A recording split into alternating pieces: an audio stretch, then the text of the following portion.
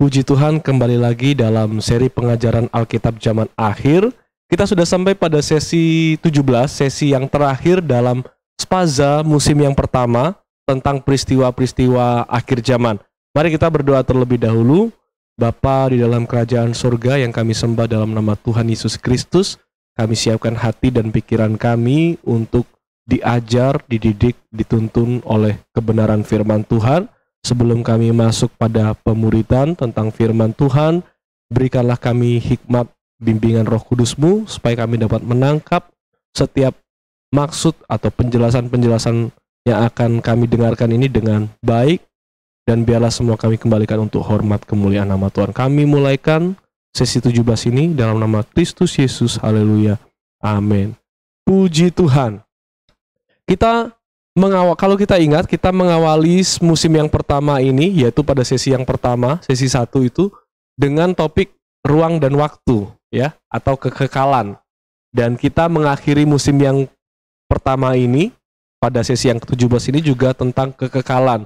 Nah, ini menggambarkan tentang apa yang Alkitab kita beritahukan kepada kita. Dari Kejadian sampai Wahyu, Alkitab dimulai dari kekekalan, kemudian ditutup juga dalam konteks kekekalan.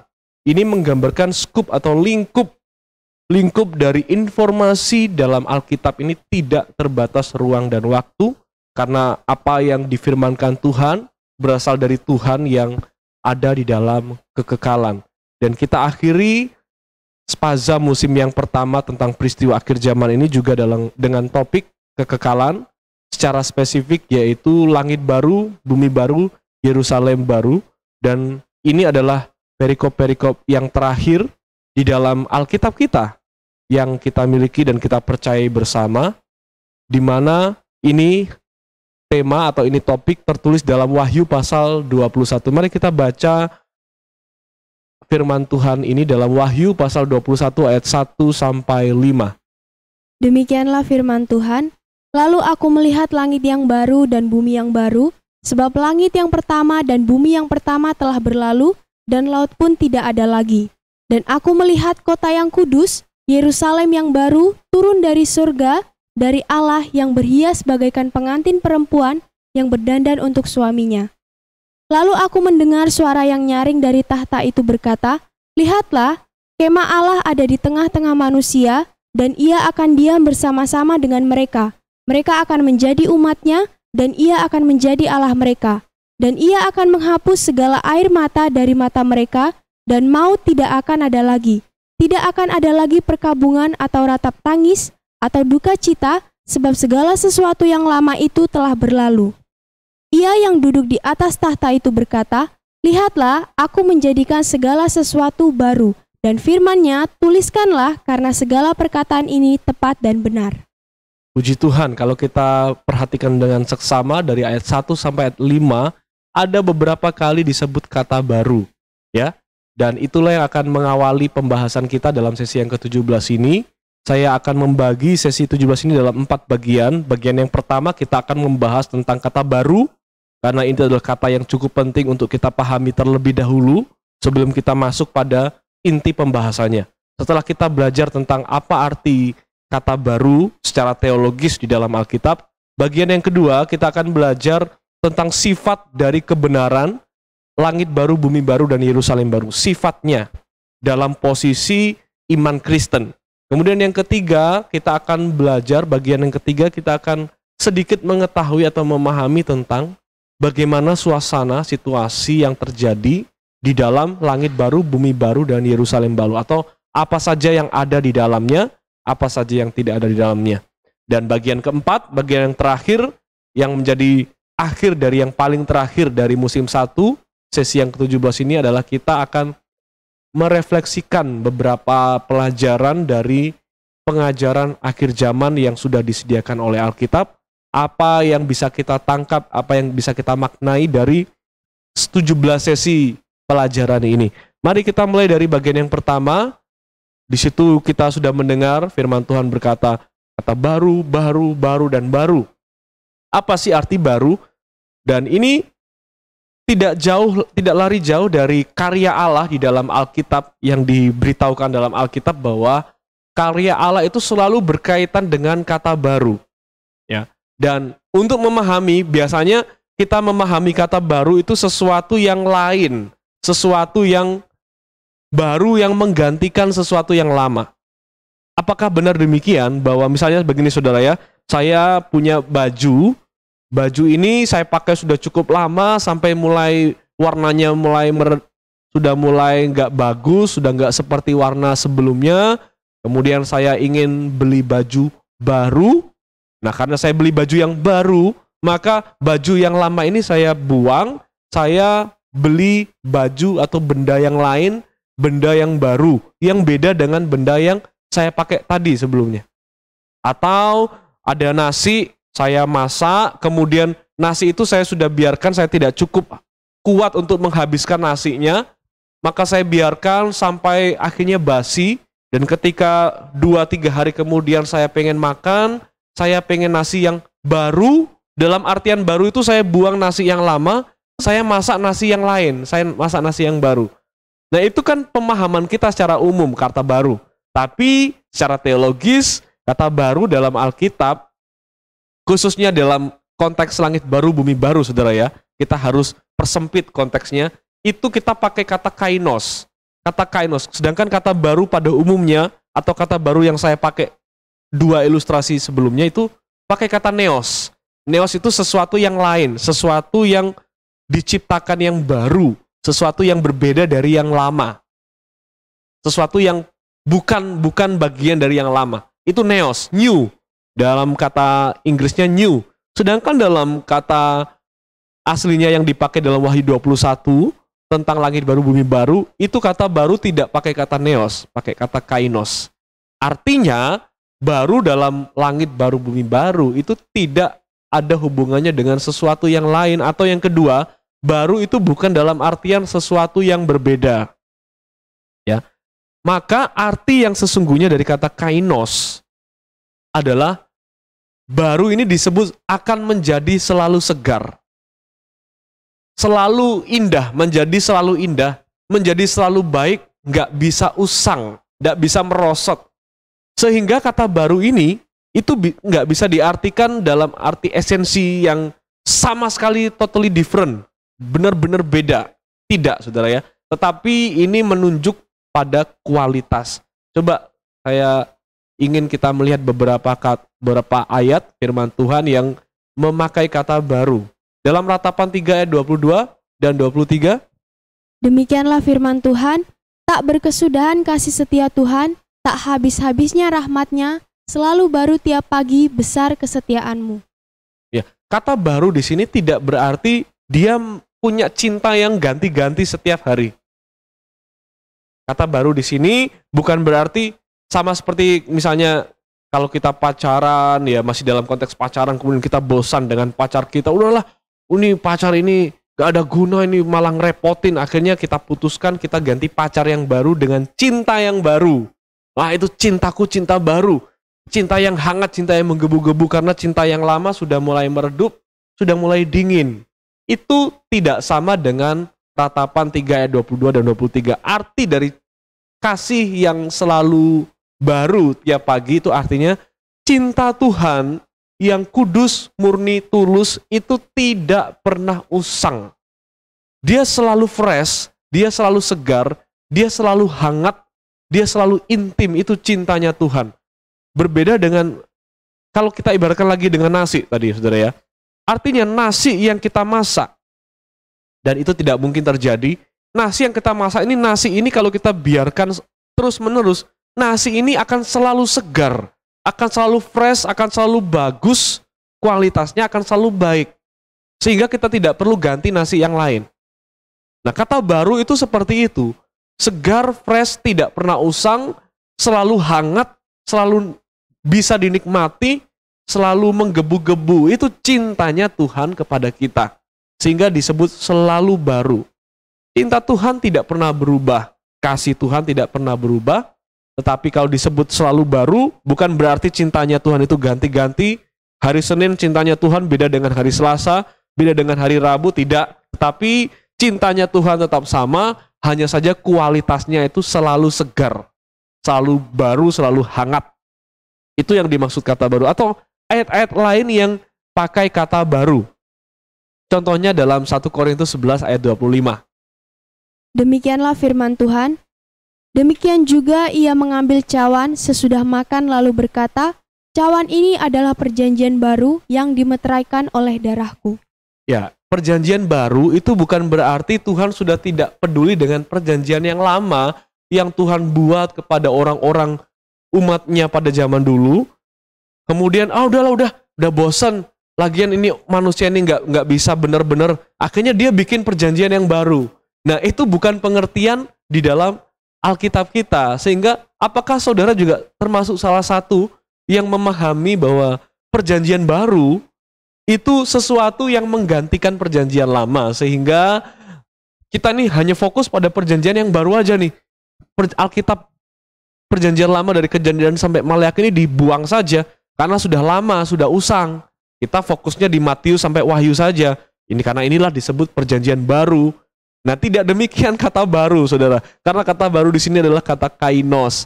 Tidak menggantikan sesuatu yang sudah Tuhan buat, Tuhan tetapkan pada kitab-kitab di dalam perjanjian lama. Tidak berubah, saudara. Kemudian ayat lain, kata baru di situ. Ya, 2 Korintus 5 ayat 17.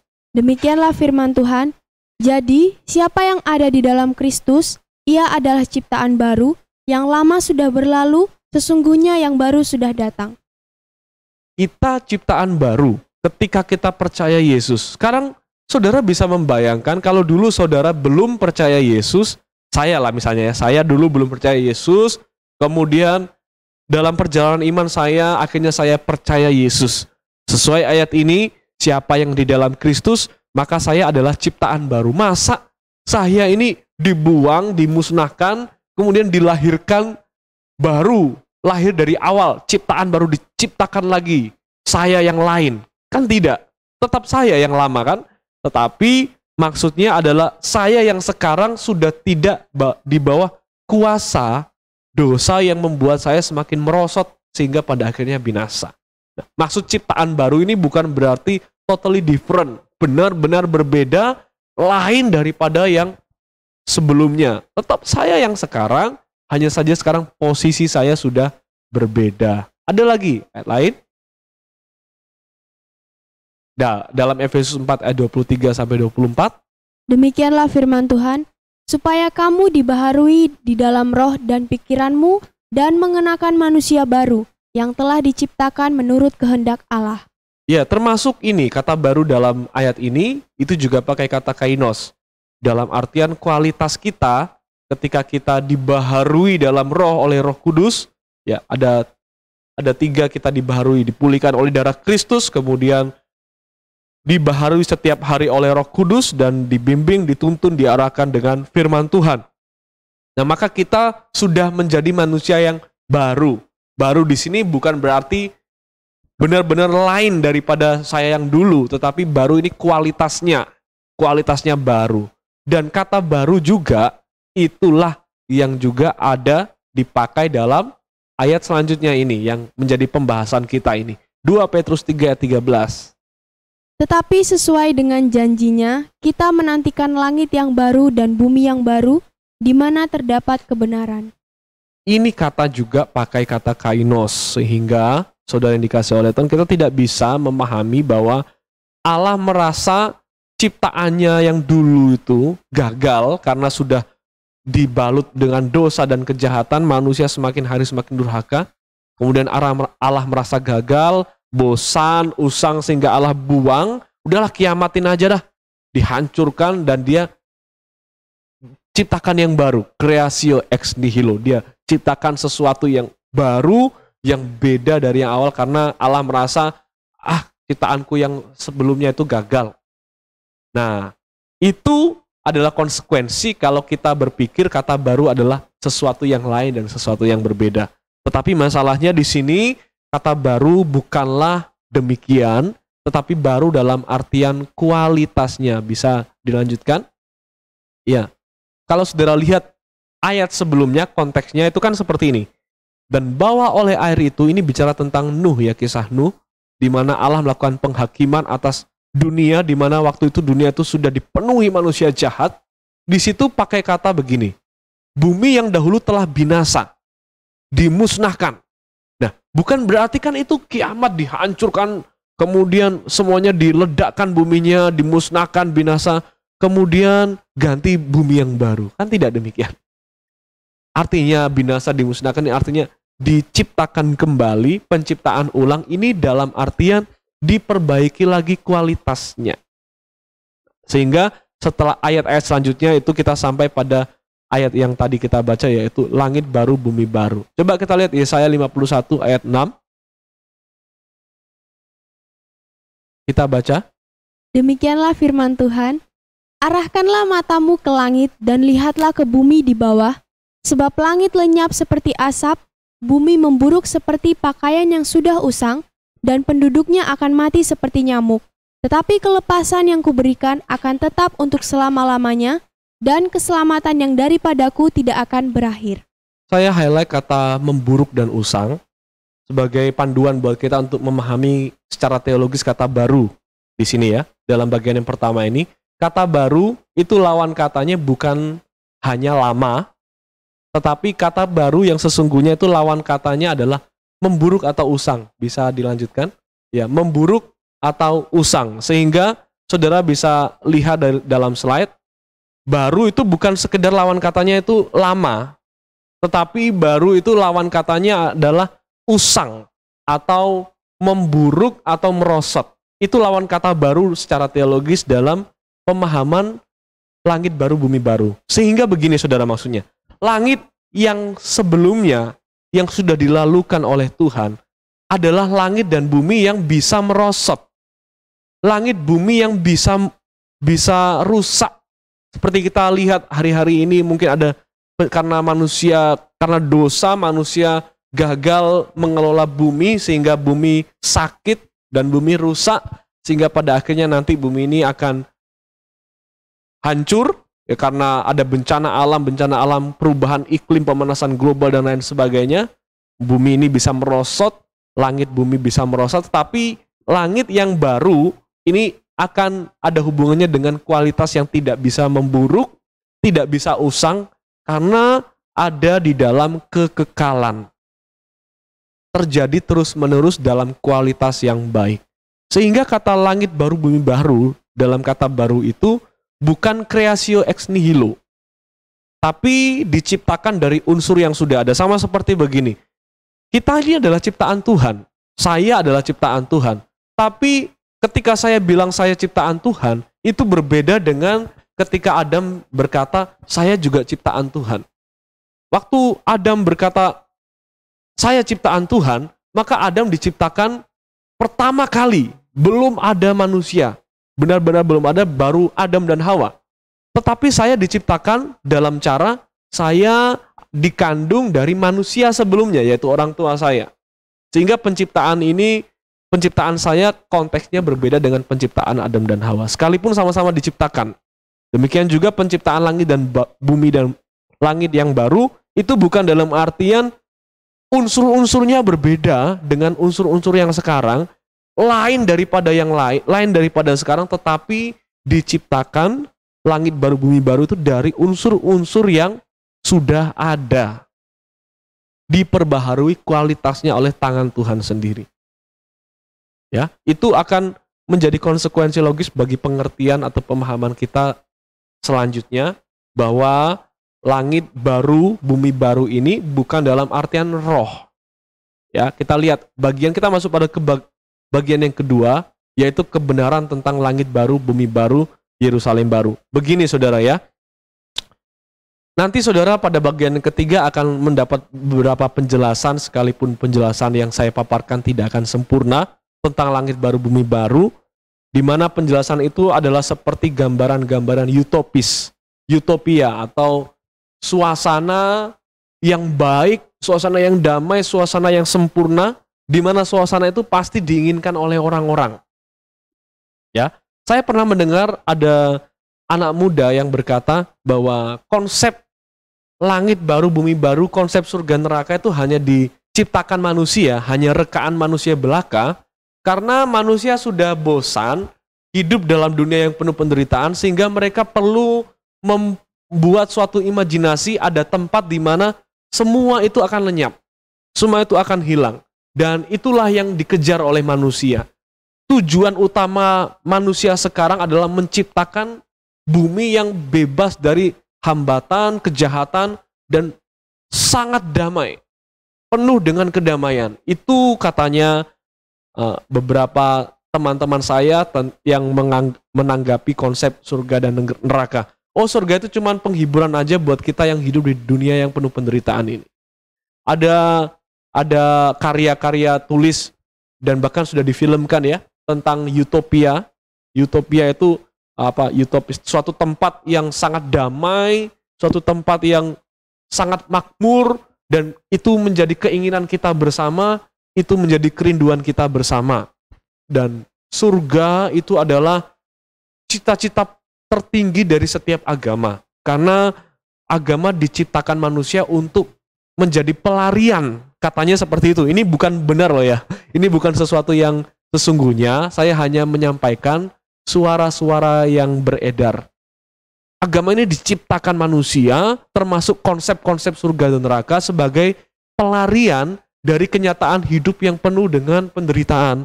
Sehingga dengan adanya kepercayaan tentang surga dan neraka, atau tentang surga lah ya, kepercayaan tentang surga, manusia merasa terhibur, merasa ada harapan sehingga bangkit semangat lagi, termotivasi, dan dia bisa menjalani hidup lagi. Karena tujuannya surga. Ada orang yang berkata, agama itu tujuannya itu untuk surga. Saya tidak tahu kalau memang agama-agama lain juga memang dihadirkan untuk manusia dengan sistem kepercayaan mereka dengan tujuan terutama adalah untuk surga. Memang demikian mungkin yang Islam, mungkin yang Buddha tujuannya adalah untuk mencapai nibbana, sedangkan yang Hindu mencapai moksa, kelepasan dari segala macam materi. Tetapi tidak demikian dengan iman Kristen. Sekalipun iman Kristen menjelaskan tentang adanya surga, adanya langit baru, bumi baru dengan tempat yang indah, damai, dan penuh dengan kemakmuran. Tetapi saya mau tegaskan terlebih dahulu bahwa itu bukan yang menjadi cita-cita iman Kristen. Makanya saya mau kasih bagian yang kedua ini, sifatnya keyakinan kita tentang langit baru, bumi baru itu apa sih? Yang pertama, langit baru atau keyakinan iman tentang adanya langit baru, bumi baru nanti, adanya sorga, itu bukanlah berita pertama di dalam Injil Kristus yang saudara temukan ketika saudara berjumpa dengan kabar baik. Kabar baik di sini dalam artian Injil Kristus. Injil Kristus berita pertamanya adalah bahwa manusia berdosa dan Allah menyelamatkan manusia dengan caranya menebus dosa umat manusia melalui Kristus Yesus dengan mati di atas kayu salib. Mati selama 3 hari, bangkit, kemudian naik ke surga dan seterusnya. Itulah berita yang pertama. Dan itu menjadi berita utama iman Kristen. Iman Kristen, berita utamanya adalah Injil Kristus itu sendiri. Iman Kristen kita perlu pahami saudara ya, bukan surga. Berita utama kita, Injil Kristus itu diwartakan, diedarkan itu bukan supaya mengiming-imingi manusia. Ayo, nanti kalau kamu percaya Yesus, kamu dapat tempat surga yang baik, surga yang indah, surga yang mewah, surga yang gemilang, makmur, dan sebagainya. Nanti kamu percaya Yesus, kamu masuk di langit baru, bumi baru, dan sebagainya. Itu langit baru, bumi baru bukan menjadi berita utama di dalam iman kita. Ya, kebenaran tentang langit baru, bumi baru, Yerusalem baru, surga, itu bukan menjadi berita utama karena itu bukan tujuan kita. Berita utamanya adalah pribadi Yesus. Allah yang datang dengan cintanya yang besar untuk menyelamatkan manusia yang sudah kehilangan kemuliaan Allah, tidak bisa membebaskan dirinya dari perbudakan dosa, dan oleh karenanya butuh kasih karunia Allah. Itu berita utamanya. Sehingga tujuan utama kita menjadi orang Kristen, pengikut Kristus adalah hidup untuk memuliakan Tuhan. Tidak ada tujuan-tujuan yang lain. Tujuan kita adalah bersama-sama dengan Allah. Bersama-sama dengan Yesus Sang Damai itu. Ingat saudara, Kalau agama-agama lain menawarkan imannya dengan janji-janji tentang adanya sorga, tentang pelepasan, tentang nibana dan lain sebagainya, ada juga di dalam iman Kristen bahwa ada sorga, ada langit baru, bumi baru yang akan kita lihat gambarannya pada bagian ketiga nanti. Tetapi itu bukan menjadi tujuan utama iman Kristen. Para rasul mati-matian memberitakan Injil di zaman dulu, mewartakan Injil sampai mati sebagai martir, bukan karena ingin orang-orang itu masuk sorga, bukan karena ingin orang-orang itu menikmati langit baru, bumi baru, supaya mereka woro-woro dalam bahasa Jawanya, atau mereka tuh menggebu-gebu, ayo kita percaya Yesus supaya kita masuk dalam langit baru, bumi baru, ayo percaya Yesus supaya kita bisa, yang dimana ajakan seperti itu nanti ujung-ujungnya akan kembali kepada kepuasan diri sendiri, bukan?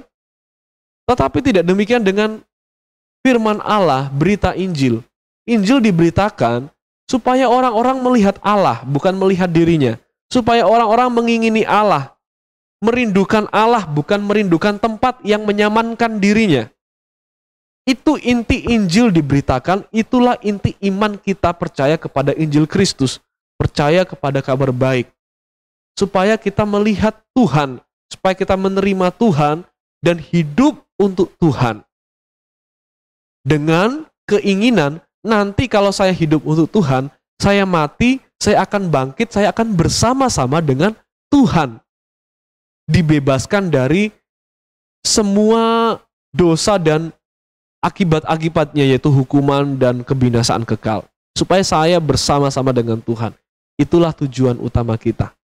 Saudara ya, jadi saya perlu hadirkan bagian yang kedua ini supaya kita tetap, dan yang keempat, yang keempat tadi adalah bahwa penjelasan langit baru, bumi baru yang ada di dalam Alkitab, ya, dan yang akan saudara dengar pada sesi yang ke-17 ini bukanlah penjelasan yang sempurna, bukan penjelasan yang mendetail, bukan penjelasan yang spesifik. Jawabannya sederhana. Kenapa kok Allah tidak kasih tahu secara detail? Kenapa Allah tidak kasih tahu secara spesifik apa saja yang akan terjadi di langit baru, bumi baru? Apa yang kita dapatkan, apa yang kita alami? Kenapa Allah tidak mampu menjelaskannya secara detail? Jawabannya sederhana. Karena berita Injil adalah supaya orang untuk melihat Allah, supaya orang mengingini Allah, bukan mengingini suatu tempat yang membuat dia nyaman. Sehingga orang percaya Tuhan supaya lari dari penderitaan dan menyelamatkan dirinya sendiri. Supaya, oh nanti aku masuk langit baru, bumi baru, makanya aku percaya Yesus. Tidak demikian ya saudara. Maka saudara tidak akan menemukan penjelasan yang memuaskan di dalam Alkitab tentang kebenaran langit baru, bumi baru, dan sorga, dan Yerusalem baru. Dan akibatnya ada berbagai macam penafsiran tentang doktrin ini. Ya, setiap aliran berbeda dalam memahaminya. Ada yang bilang bahwa langit baru, bumi baru itu dihancurkan total, ya. Yang sekarang ini, yang kita pijak ini dihancurkan total, dimusnahkan total, kemudian diciptakan dengan unsur-unsur yang baru. Itu penafsiran yang pertama, diciptakan unsur-unsur yang baru yang benar-benar berbeda daripada yang sebelumnya. Atau yang kedua, sebenarnya langit baru, bumi baru ini adalah diciptakan kembali dari apa yang sudah ada. Artinya mengalami pemulihan. Ibaratnya kalau saudara suami istri nih, menikah tengkar, kemudian tengkar ya, tengkar, cekcok, hubungan saudara suami istri tidak baik. Kemudian saudara datang ke pendeta, saudara doa, Om tolong dong, doakan supaya hubungan kami pulih kembali. Kata pulih situ kan bukan berarti si suami ini mendapatkan istri baru kan. Pulih itu kembali ke istri yang lama tapi hubungannya lebih harmonis, lebih baik lagi. Nah, bahasa Alkitab dalam karya rencananya Allah adalah pemulihan. Pemulihan sehingga apa yang sudah ada itu dan sudah rusak dipulihkan lagi. Dipulihkan, dikembalikan pada rancangannya yang semula. Itu bahasa Alkitab tentang karya Allah atau rencana Allah dalam kehidupan kita. kenyataan alam semesta ini.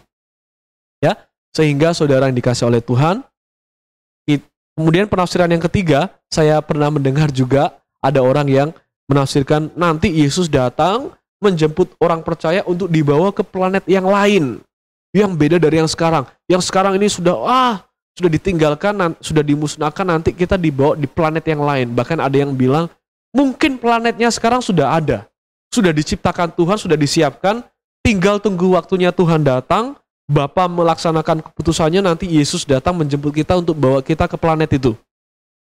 Itu banyak berbagai penjelasan, tapi yang lebih aman, yang lebih mendekati kebenaran, yang tidak neko-neko, yang dipercaya oleh banyak umat Kristen sejak zaman dulu adalah bahwa Allah memulihkan bumi, langit dan bumi. Ya, sehingga langit baru bumi baru ini adalah langit yang baru diciptakan kembali, tetapi bukan dalam artian sangat berbeda dengan yang sekarang kita pijak. Artinya diciptakan dengan unsur-unsur yang sama. Ya, itu yang bisa saya jelaskan pada bagian kedua. Kita masuk pada bagian yang ketiga, saudara.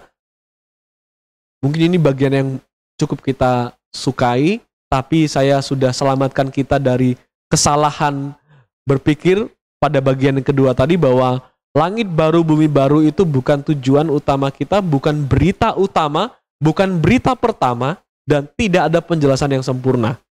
Ya, sehingga informasi yang terbatas ini hanya disiapkan bagi kita hanya untuk kita percaya bahwa Allah bertanggung jawab atas semua yang Dia lakukan. Dan aman untuk menyerahkan jiwa kita dalam tangan Tuhan. Dia tidak akan bawa jiwa kita kemana-mana yang tidak terarah, tidak tahu mau dibawa kemana, tapi ada satu tempat yang pasti, yaitu langit baru, bumi baru. Itu saja tujuannya adanya doktrin langit baru, bumi baru. Nah, kita masuk bagian yang ketiga. Bagaimana sih suasana langit baru, bumi baru, Yerusalem baru? Kita akan baca, ada penjelasan yang cukup spesifik, cukup mendetail sekalipun tidak benar-benar sempurna. Karena ada banyak bahasa figuratif, atau bahasa kiasan, bercampur juga dengan bahasa-bahasa nubuatan yang kita perlu hati-hati untuk memahaminya. Ada juga bahasa yang harfiah, di mana itu benar-benar ada di dalam Yesaya pasal 65 ayat 17 sampai 25. Saya akan membacakannya bergantian dengan saudara. Saya terlebih dahulu ayat 17, kemudian saudara, kemudian saya, kemudian saudara sampai yang terakhir. Saya terlebih dahulu ya. Yesaya 65 ayat 17. Sebab sesungguhnya aku menciptakan langit yang baru dan bumi yang baru, hal-hal yang dahulu tidak akan diingat lagi dan tidak akan timbul lagi dalam hati. Di dalamnya tidak akan kedengaran lagi bunyi tangisan dan bunyi erang pun tidak. Di situ tidak akan ada lagi bayi yang hanya hidup beberapa hari atau orang tua yang tidak mencapai umur suntuk. Sebab siapa yang mati pada umur 100 tahun masih akan dianggap muda, dan siapa yang tidak mencapai umur 100 tahun akan dianggap kena kutuk. Mereka akan mendirikan rumah-rumah dan mendiaminya juga. Mereka akan menanami kebun-kebun anggur dan memakan buahnya. Mereka tidak akan mendirikan sesuatu supaya orang lain mendiaminya juga. Mereka akan menanami kebun-kebun anggur dan memakan buahnya juga. Sebab umur umatku akan sepanjang umur pohon, dan orang-orang pilihanku akan menikmati pekerjaan tangan mereka. Mereka tidak akan bekerja keras dengan percuma. Di situ saudara saya kasih tulisan bekerja keras. Sebenarnya dalam Alkitab saudara, kalau saudara baca TBLAI, itu bahasanya begini. Mereka tidak akan bersusah-susah, ya, bersusah-susah. Tapi kata harfiahnya di situ saya kasih kata bekerja keras, sesuai dengan ILT. Mereka tidak akan bekerja keras dengan percuma dan tidak akan melahirkan anak yang akan mati mendadak, sebab mereka itu keturunan orang-orang yang diberkati Tuhan, dan anak cucu mereka ada beserta mereka. Maka sebelum mereka memanggil, aku sudah menjawabnya. Ketika mereka sedang berbicara, aku sudah mendengarkannya. Serigala dan anak domba akan bersama-sama makan rumput, singa akan makan jerami seperti lembu, dan ular akan hidup dari debu. Tidak ada yang berbuat jahat atau yang berlaku busuk di segenap gunungku yang kudus, firman Tuhan. Nah, coba kita kembali ke ayat 17 tadi. Ya, kita ayat 17 tadi. Ada beberapa hal yang mungkin perlu mendapat penjelasan atau untuk membantu kita memahami bagaimana keadaan langit baru, bumi baru ya. Ayat ini cukup penting dari Yesaya 65 ayat 17 sampai 25. Ini ayat kunci untuk memahami konteks secara umum dalam Yesaya. Khususnya Yesaya bagian yang terakhir, Yesaya 65, Yesaya 66. Di situ diawali dengan aku menciptakan langit baru, bumi baru. Nah, saudara, dalam konsep iman Yahudi, agama Yahudi, mereka tidak mengenal adanya surga dan neraka. Dalam iman Yahudi, mereka itu percaya bahwa di akhir zaman nanti, Mesias akan datang dan memulai zaman yang baru. Nah, zaman yang baru ini adalah zaman di mana langit baru dan bumi yang baru di dalam ayat ini. Sehingga mereka tidak mengenal adanya konsep seperti yang kita kenal, yaitu surga, kemudian ada neraka, tetapi mereka hanya mengenal bahwa langit baru, bumi baru itu sekarang, di mana nanti Mesias datang dan memerintah, dan itulah zaman Mesias, era Mesias, dan itulah disebut langit baru, bumi baru. Tapi seiring dengan waktu kita sudah mendapat penjelasan yang lebih baik, yaitu dalam perjanjian baru, bahwa langit baru, bumi baru ini adalah seperti yang saya dan saudara sedang pelajari hari ini, yaitu ketika Yesus datang ketika Mesias datang pada kedatangannya yang kedua, dan itu dia membawa kita kepada langit baru dan bumi baru.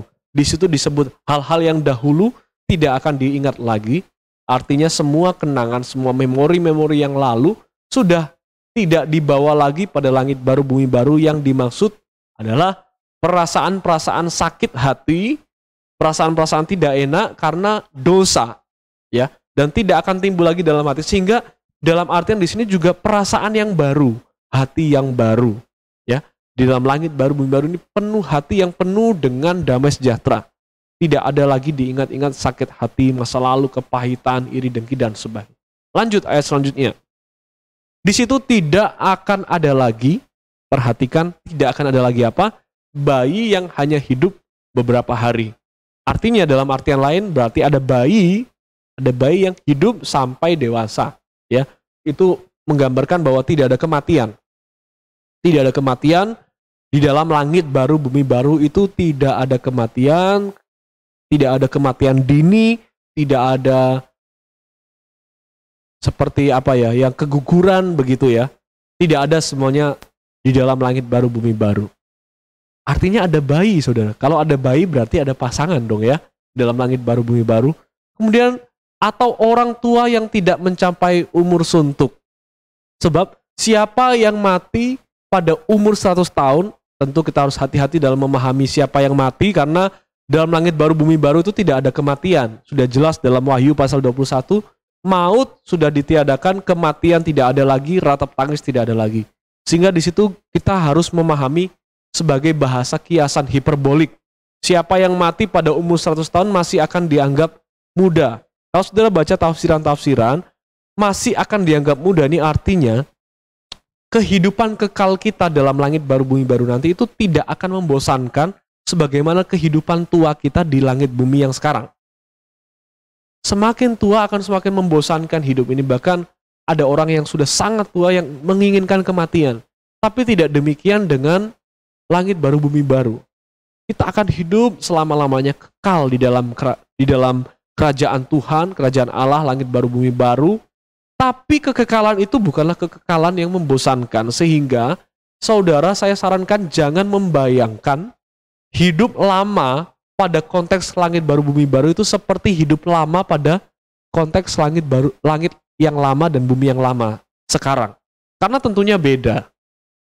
Hidup lama di zaman langit lama dan bumi yang lama ini sangat membosankan.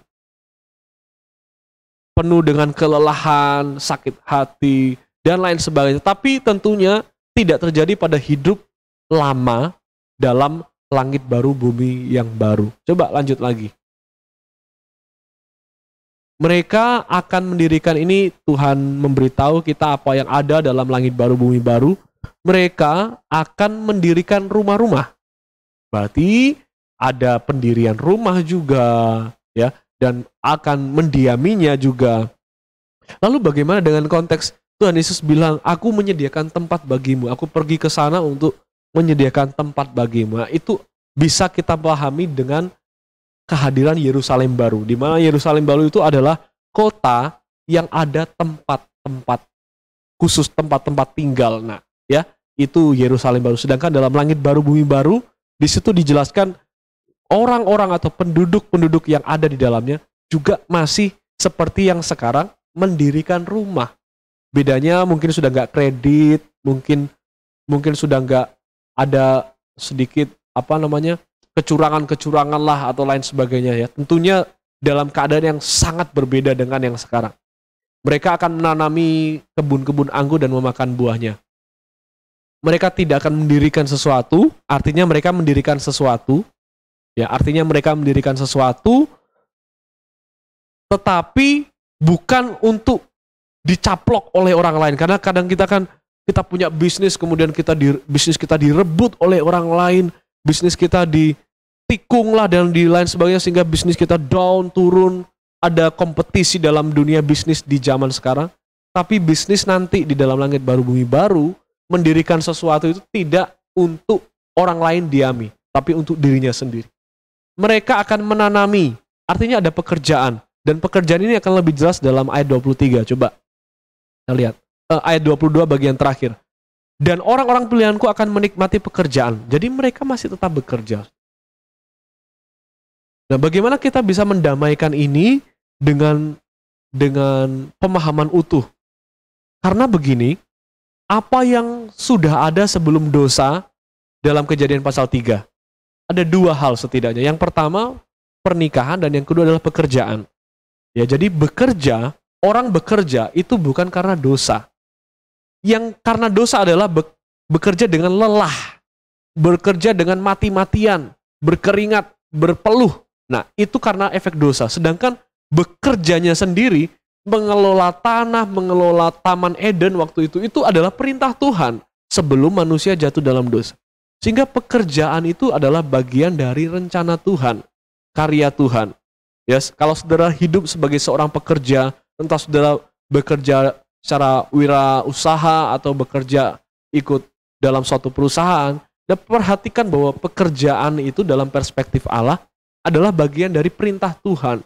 Rencana Allah bekerja untuk mengelola, sama seperti pernikahan.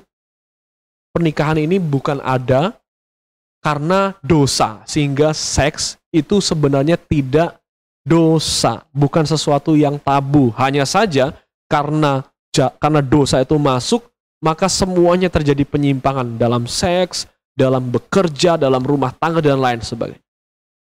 Nah, nanti ketika Allah melaksanakan keputusannya untuk mengembalikan kita pada rancangan yang semula, langit baru, bumi baru, maka suasananya akan setidaknya sama seperti ketika sebelum Kejadian pasal 3. Artinya tentu ada rumah tangga, ada pekerjaan, ada membangun kebun, ini. Nah, saudara mungkin bertanya, tapi di Alkitab kan ada tulisan bahwa orang tidak akan kawin ketika setelah dibangkitkan nanti. Nah, itu dalam konteks dalam kerajaan sorga. Ketika orang dibangkitkan dalam konteks kerajaan sorga, tidak ada kawin-mawin.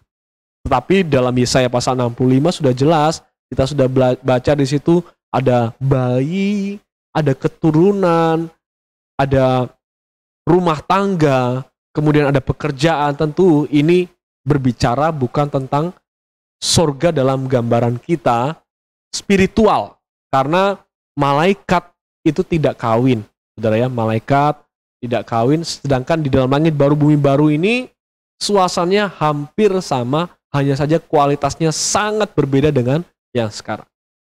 Mereka tidak akan bekerja keras dengan percuma. Artinya mereka bekerja keras, tapi tidak percuma, ya. Dan tidak akan melahirkan anak yang mati mendadak. Artinya mereka masih melahirkan anak, hanya saja tidak mati mendadak. Gitu ya. Sebab mereka itu keturunan orang-orang yang diberkati Tuhan, dan anak cucu mereka ada beserta. Jadi dalam langit baru bumi baru ada perintah Tuhan yang pada dalam Kejadian 1 dan 2 itu dikembalikan lagi, berkembang biaklah, beranak cuculah, penuhilah bumi. Itu juga akan terjadi lagi dalam langit baru, bumi yang baru nanti. Anak cucu mereka ada beserta mereka. Yesaya 65:24 ini adalah gambaran yang sangat indah, di mana sudah tidak ada lagi keterpisahan karena dosa. Dosa sudah tidak ada, maka komunikasi, interaksi, hubungan kembali baik. Ya. Bahkan sebelum kita memanggil dia, dia sudah menjawab kita. Ya. Dan ini gambaran yang sangat indah. Ayat 25, ini gambaran yang umum bahwa dalam langit baru, bumi baru tidak ada kejahatan, tidak ada perbuatan-perbuatan busuk sebagaimana yang kita jumpai dalam hidup kita yang sekarang. Nah, rangkuman untuk bagian yang ketiga ini adalah langit baru dan bumi baru bukanlah alam spiritual yang hanya terdiri dari roh saja dan kita mengawang-awang demikian ya. Langit baru dan bumi baru adalah sama seperti alam yang kita lihat sekarang, tapi dengan kualitas yang sangat berbeda. Kemudian Allah tinggal di tengah manusia dan hidup bersama dengan kita selama-lamanya. Inilah keberadaan langit baru, bumi baru. Ketika Allah ada, maka dosa tidak ada. Kejahatan tidak ada lagi dalam langit baru, bumi baru. Penyimpangan, entahkah itu penyimpangan hubungan seperti misalnya di ghosting lah, kemudian ditikung lah, kemudian di PHP-in lah, ada lagi penyimpangan-penyimpangan hubungan yang lain, punya selingkuhan lah, FWB lah, dan lain sebagainya, friend with benefit, dan semuanya. Ada lagi yang saya kenal itu istilah situationship ya, di mana hubungan cinta tapi tanpa keterikatan. Nah, penyimpangan-penyimpangan hubungan ini sudah tidak ada lagi dalam langit baru, bumi baru. Apalagi penyimpangan seksual sudah tidak ada lagi ya. Semua bentuk-bentuk penyimpangan karena sumber awalnya sudah tidak ada, maka akibat-akibatnya pun sudah tidak ada. Karena sumber awalnya adanya kejahatan, penyimpangan, kecacatan fisik, kecacatan batin, sakit, kemerosotan, penderitaan, air mata, sumbernya itu dosa. Semuanya adalah dosa. Ketika dosa itu sudah dihapus, maka yang menjadi buah-buah dari dosa itu sudah tidak ada lagi. Ada Allah menggantikan dosa, menggantikan semuanya, sehingga justru suasananya terjadi kebalikannya dari yang sekarang. Tidak ada dosa, ada Allah, maka tidak ada dosa, tidak ada kejahatan, tidak ada penyimpangan, dan lain sebagainya. Dalam langit baru, bumi baru, ada rumah tangga, ada pekerjaan, ada penyembahan. Saya baca beberapa tafsiran juga ada pelajaran di mana mengenal Allah lebih dalam lagi. Tentu ya, ada memahami, mengenal lebih intim lagi supaya ada mendapat intimasi yang lebih baik lagi.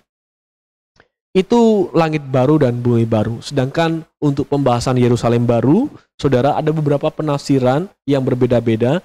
Ada beberapa orang ya, ada beberapa aliran tertentu yang menafsirkan Yerusalem baru itu sebagai sebuah meterai atau sebuah cincin, tanda cinta dari mempelai laki-laki kepada mempelai perempuan, yaitu gereja. Mempelai laki-laki itu Kristus, mempelai perempuan itu gerejanya, dan Yerusalem baru itu adalah tanda cintanya atau meterainya, cincinnya dalam tanda kutip, bahasa kiasannya cincinnya, hadiah yang dikasih untuk mempelai perempuan. Ada juga yang bilang bahwa Yerusalem baru itu adalah seluruh gereja. Semua gereja ada. Yerusalem baru itu adalah istilah untuk menggambarkan gereja-gereja Tuhan, umat-umat percaya Tuhan. Sedangkan ada penafsiran yang lain juga bahwa gereja atau Yerusalem baru itu adalah hanya gereja-gereja yang sempurna. Mau yang seperti apa penafsirannya, intinya Yerusalem baru itu adalah suatu kota. Sebuah kota di mana di situ ada tempat dan ukurannya jelas dan lain sebagainya jelas. Ada perabotannya, aksesoris dan arsitekturnya semuanya sudah ada dalam Alkitab. Itu Yerusalem baru, saudara ya. Sehingga kita tidak perlu cukup lama untuk membahas tentang Yerusalem baru, karena kita intinya di sini adalah ada langit baru dan bumi baru, dan Yerusalem baru itu turun dari surga. Kota Allah, ibu kota kita. Ya, di situ disebutkan ibu kota kita turun dari surga. Ya. Bagian yang keempat, bagian yang terakhir, kita masuk pada bagian yang terakhir. refleksi dari kebenaran tentang akhir zaman atau apa yang bisa menjadi pelajaran buat kita tentang 17 sesi ini tentang akhir zaman. Yang pertama, saudara, ya, bahwa ketahuilah dengan 17 sesi ini kita paham bahwa tidak ada rencana Allah yang gagal. Bisa langsung dikasih tahu penjelasannya. Tidak ada rencana Allah yang gagal. Tuhan tidak punya plan B, tidak ada rencana B. Sekali dia memberi keputusan, maka itu pasti terlaksana sekalipun kelihatannya dosa menghalangi rencana Allah. Tetapi pada akhirnya nanti tetap rencana Tuhanlah, keputusan Tuhanlah yang terlaksana. Banyaklah rancangan di hati manusia yang dibangun dengan melihat situasi, kayaknya ini rancanganku ini benar. Tapi firman Tuhan bilang, keputusan Tuhanlah yang terlaksana. Banyak apapun yang kita rencanakan, tetap keputusan Tuhan yang terlaksana. Ini menjadi penghiburan buat kita, bahwa janji-janji Tuhan yang kita dengar melalui mimbar-mimbar gereja, firman Tuhan, khotbah-khotbah, tentang kita, tentang rencananya, tidak akan pernah dibiarkan gagal. Sekali firman Tuhan keluar dari mulutnya, tidak akan firman itu kembali dengan sia-sia. Dan dalam perspektif kita, kiamat itu tidak terjadi karena suka-sukanya Allah saja. Oh, sudahlah, sudah cukup, aku menguji umatku manusia, sehingga akhirnya aku kiamatkan, aku hancurkan semuanya, dan semuanya balik ke surga lagi dan lain sebagainya. Tidak demikian dalam perspektif iman Kristen. Semuanya sudah teratur dengan baik, bahwa kiamat itu menandakan bahwa Allah tidak pernah gagal dalam setiap rencananya. Ketika Allah menciptakan langit bumi, dalam Kejadian pasal 1 ayat 2, dosa yang sejak Kejadian 3 sampai sekarang ini yang membuat seolah-olah ciptaan Allah itu rusak dan gagal, itu akan dipermalukan pada akhirnya nanti, di mana kembali lagi pada akhirnya tetap rencana Allah yang terlaksana dan berhasil. Dosa dikalahkan, maut dihapuskan. Pelajaran yang selanjutnya adalah bahwa semua yang kita alami sekarang ini adalah akibat dari dosa, saudara. Karena kita sudah belajar tadi, ini refleksi kita, dan untuk bisa bebas dari dosa, saudara tidak punya cara lain selain kembali kepada Allah. Bertobat, terima Yesus sebagai Tuhan dan Juru Selamat. Kembali kepada Tuhan yang bisa membereskan dosa. Ya, karena dosa itulah yang membuat kita terpisah dari Allah. Dengan keterpisahan kita dari Allah, maka muncullah berbagai macam penderitaan. Ada sakit penyakit, kemerosotan, kegagalan, kejahatan, dan kecacatan fisik. Ada orang-orang yang lahir tidak seperti orang-orang pada umumnya. Semua itu bukan karena Allah ingin kita terlahir demikian. Semua itu adalah bagian dari akibat dosa yang sudah mendarah daging, mendunia. Ibaratnya ya, mendarah daging dalam keturunan Adam dan Hawa. Dan pada dunia ini, dunia sudah jatuh dalam dosa. Sehingga ada banyak kecacatan fisik, bahkan kecacatan jiwa. Kecacatan jiwa itu maksudnya seperti begini, saudara ya. Saya tubuhnya laki-laki, tapi saya merasa kok jiwa saya ini bukan laki-laki, gitu. Saya tubuhnya perempuan, tapi saya merasa jiwa saya ini bukan perempuan, jiwa saya ini laki-laki. Jadi saya lebih ikuti kata hati saya.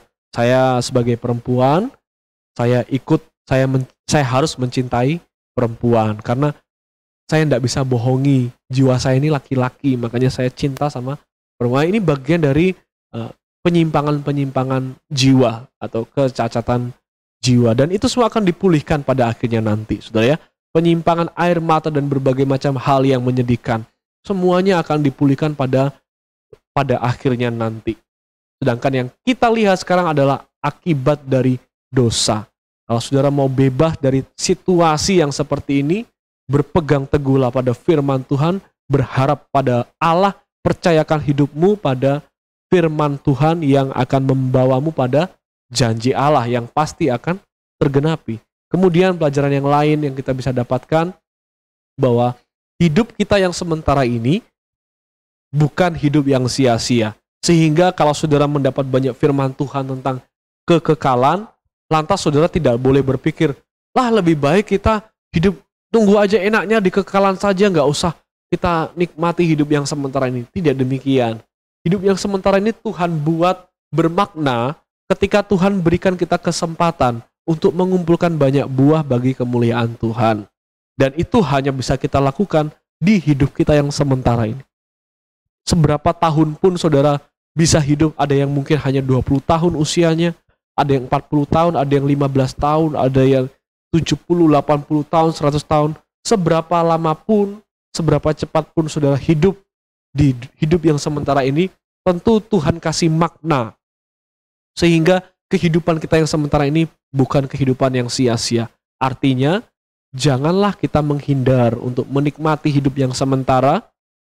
Saudara bisa tetap bekerja, bangun rumah tangga saudara dengan baik, berikan warisan yang baik kepada anak cucu saudara dengan pekerjaan yang baik. Tapi tentunya nikmatilah juga dengan cara yang benar, jangan dengan cara yang salah. Firman Tuhan tidak membuat saudara itu lari dari kenyataan dunia ini dan hidup tersendiri di mana hanya aku dan Tuhan saja. Tidak demikian firman Tuhan dibagikan kepada kita. Firman Tuhan diberikan kepada kita supaya kita bisa menikmati hidup di dunia yang sementara ini, tetapi menikmatinya dengan cara yang benar. Kita menikmati dengan cara yang benar sehingga apapun yang kita nikmati sebenarnya adalah sedang memuliakan Allah. Apapun yang kita kerjakan bagi orang lain, bagi orang tua, bagi anak, bagi suami, bagi istri, bagi pegawai kita, bagi bos kita, bagi orang tua, bagi guru kita, sebenarnya adalah kita sedang mengerjakan sesuatu untuk kemuliaan nama Tuhan. Tidak ada hidup sementara yang sia-sia. Sekalipun ini bukan hidup yang selamanya, saya berharap kita dapat menikmati dengan baik. Dan pelajaran yang terakhir adalah bahwa Allah merombak, memulihkan dari dalam. Sehingga firman Tuhan mengajarkan bahwa iman Kristen bukanlah iman daging atau iman lahiriah, di mana diisi dengan banyak aturan-aturan disiplin rohani tentang tangan, tentang mulut, tentang makanan, minuman, disiplin-disiplin itu dengan kerinduan supaya ketika kita melakukan disiplin rohani itu kita dikuduskan. Tidak demikian jalurnya, bukan dari luar ke dalam, tapi dari dalam dulu keluar. Allah menyelamatkan kita, Allah menebus kita dari dalam, Dia baharui roh jiwa kita, Dia baharui hati dan pikiran kita, baru nanti dari dalam keluar. Artinya apa? Dari sesuatu yang tidak terlihat dan tidak bisa segera dirasakan kepada sesuatu yang jelas, nyata, tampak oleh mata. Sekalipun sekarang mungkin saudara tidak tampak mata, semua janji Tuhan itu terjadi dalam hidup saudara. Tapi sebenarnya ketika saudara percaya Yesus, janji itu sudah mulai bekerja dalam hati saudara.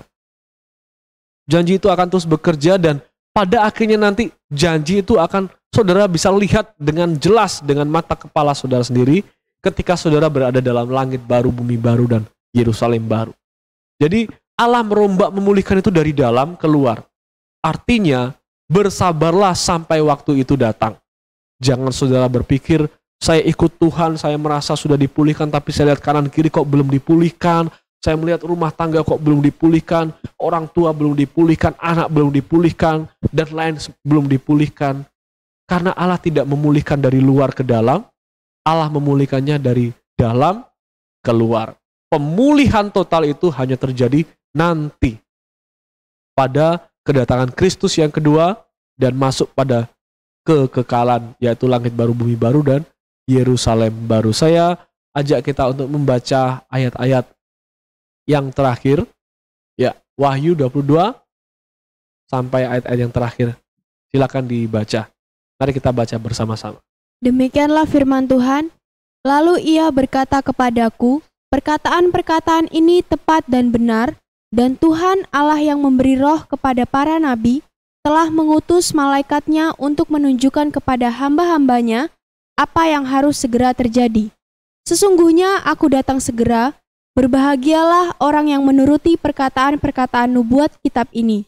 Sesungguhnya aku datang segera, dan aku membawa upahku untuk membalaskan kepada setiap orang menurut perbuatannya. Ia yang memberi kesaksian tentang semuanya ini berfirman, "Ya, aku datang segera." Amin. Datanglah Tuhan Yesus. Kasih karunia Tuhan Yesus menyertai kamu sekalian. Amin. Haleluya. Alkitab kita ditutup dengan sangat baik. Firman Tuhan berkata, "Aku datang segera." Ya, dan dia berkata, peganglah apa yang ada pada kita sekarang, firman Tuhan, dan karena perkataan itu benar dan tepat, dan pasti Tuhan akan melaksanakan semua yang sudah Dia nubuatkan melalui para nabi, yang sudah kita pelajari pada kesempatan kali ini. Dia pasti akan melaksanakannya pada waktunya nanti. Dan dengan ayat yang sudah dibacakan tadi, maka berakhirlah spaza musim yang pertama tentang peristiwa-peristiwa akhir zaman. Saya berharap kita tetap berada pada mengikuti spaza musim yang kedua. Musim yang kedua akan membahas tentang karakter-karakter manusia akhir zaman. Pada musim yang pertama ini, 17 sesi kita belajar peristiwa-peristiwanya. Pada musim yang kedua nanti, 20 sesi kita akan belajar tentang karakter-karakter manusia di akhir zaman. Nah, puji Tuhan, oleh karena penyertaan Tuhan, kita bisa melalui semua 17 sesi ini dengan baik. Dan berbahagialah saudara yang mengikuti dari awal sesi 1 sampai sesi 17 dengan baik, dengan penuh pengertian dan pemahaman. Mari kita berdoa. Kami mengucap syukur kepada Tuhan Allah yang hidup, yang telah membimbing kami dengan kebenaran firman-Mu, sehingga apa yang kami percaya ini benar-benar lebih semakin jelas, nampak lagi melalui pemuritan, melalui spaza ini Tuhan. Dan biarlah kiranya Tuhan perkuat iman kami melalui kebenaran firman Tuhan. Makin dalam kami mengenal Tuhan, makin teguh kami berjalan bersama dengan Tuhan, hidup untuk kemuliaan nama Tuhan. Terima kasih buat 17 sesi ini, dan biar kiranya ini dapat bermanfaat, berguna bagi cara kami memandang tentang kejadian-kejadian di sekitar kami, cara kami memandang tentang waktu, cara kami memandang tentang kekekalan. Semua itu dipengaruhi oleh apa yang sudah kami pelajari dalam firman Tuhan. Kami akhiri spaza musim yang pertama, sesi 1 sampai sesi 17 ini. Di dalam nama Bapa dan Putra dan Roh Kudus, dalam nama Tuhan Yesus Kristus. Haleluya. Amin. Kasih karunia Allah menyertai kita senantiasa. Amin.